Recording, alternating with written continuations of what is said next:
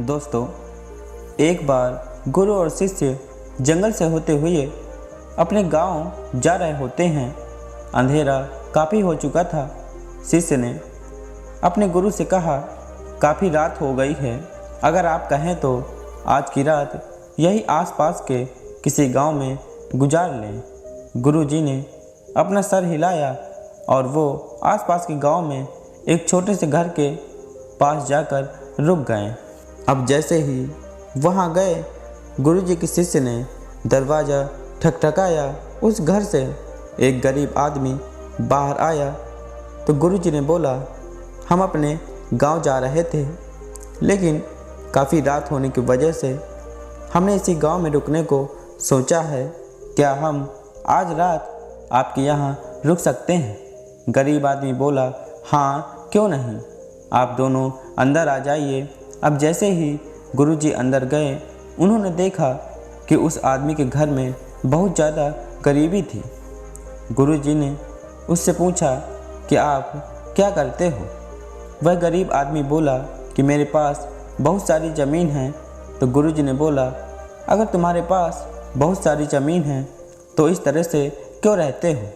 वह आदमी बोला, यह किसी काम की नहीं है। गांव वाले बोलते हैं कि ये बंजर ज़मीन है, यहाँ पर कुछ भी नहीं उगाई जा सकती है और वहाँ फसल उगाना बहुत बड़ी बेवकूफ़ी है। गुरुजी ने बोला, तुम्हारा गुजारा कैसा होता है? उसने बोला कि मेरे पास एक भैंस है जिससे मेरा पूरा घर चलता है।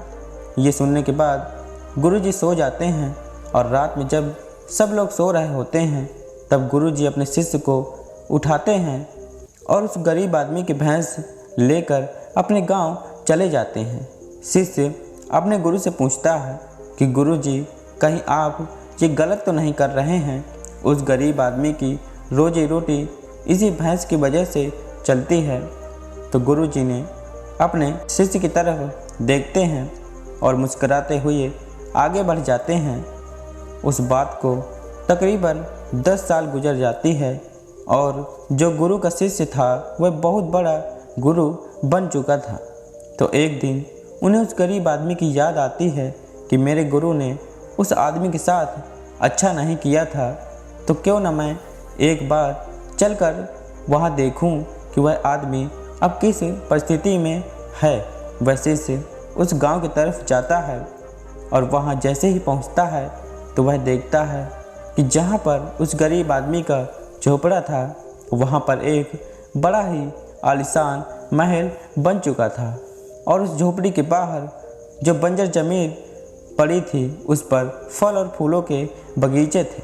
तभी उधर से उस घर का मालिक आता है। शिष्य उसे पहचान लेता है और उस आदमी को बोलता है, तुमने मुझे पहचाना? मैं अपने गुरुजी के साथ आया था, हमने एक रात के लिए आपके यहाँ रुके भी थे। वह आदमी उसे पहचान लेता है और बोलता है कि उस रात आप कहाँ चले गए थे और उस रात के बाद ही मेरी भैंस कहीं चली गई थी।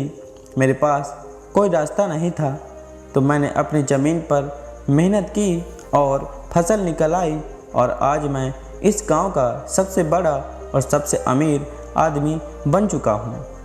ये सुनने के बाद शिष्य के आँखों में अपने गुरुजी के लिए आंसू आ गए और उसे ये बात अब समझ आई और वो रोने लगा।